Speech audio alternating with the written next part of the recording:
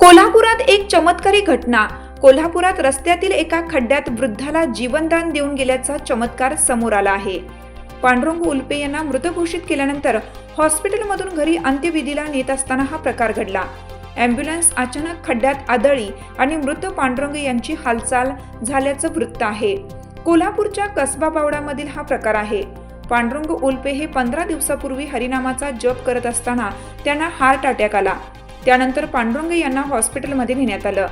त्यांच्यावर उपचार सुरू होते, मात्र डॉक्टरांनी त्यांना मृत घोषित केलं. घरी अंत्यविधीची तयारी सुरू होती.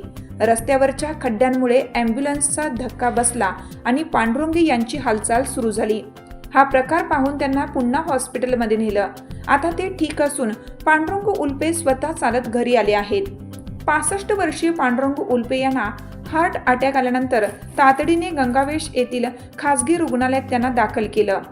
ही घटना 16 डिसेंबरच्या रात्रीची आहे. अँब्युलन्सचं चाक खड्ड्यात आदळल्यानंतर पुन्हा हालचाल करू लागल्याने उल्पेंना कसबा बावड्यातील डी.वाय. पाटील हॉस्पिटलकडे दाखल केलं. त्यानंतर डॉक्टरांचे प्रयत्न फळाला आले. हळूहळू त्यांच्या प्रकृतीमध्ये सुधारणा झाली. बुधवारी 1 जानेवारी रोजी सकाळी हॉस्पिटलमधून डिस्चार्ज मिळाल्यानंतर गावकऱ्यांनी उत्साहात त्यांचं स्वागत केलं. त्यांचं औक्षण करून फुलांच्या पायघड्या घालून त्यांचं स्वागत झालं. पांडुरंग उल्पे यांना पुनर्जन्म मिळाल्याची मात्र जिल्हाभर चर्चा सुरू आहे. अनेकांनीही पांडुरंगाची कृपा म्हटली आहे. हिरकणी न्यूज करिता विजय शिंदे, उचगाव, कोल्हापूर. चालू घडामोडींचे अपडेट्स जाणून घेण्यासाठी आपल्या हिरकणी न्यूज चॅनलला सबस्क्राईब जरूर करा. लाईक करा, कमेंट करा आणि शेअर करा. बेल आयकॉनवर प्रेस करा आणि नोटिफिकेशन्स मिळवा.